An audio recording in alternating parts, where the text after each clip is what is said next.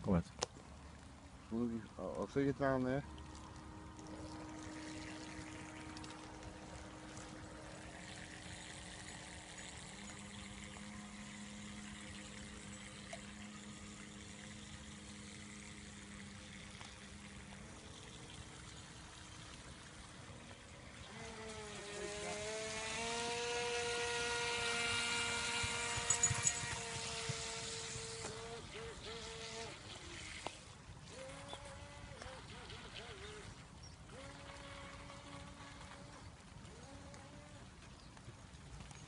Snelheid, laat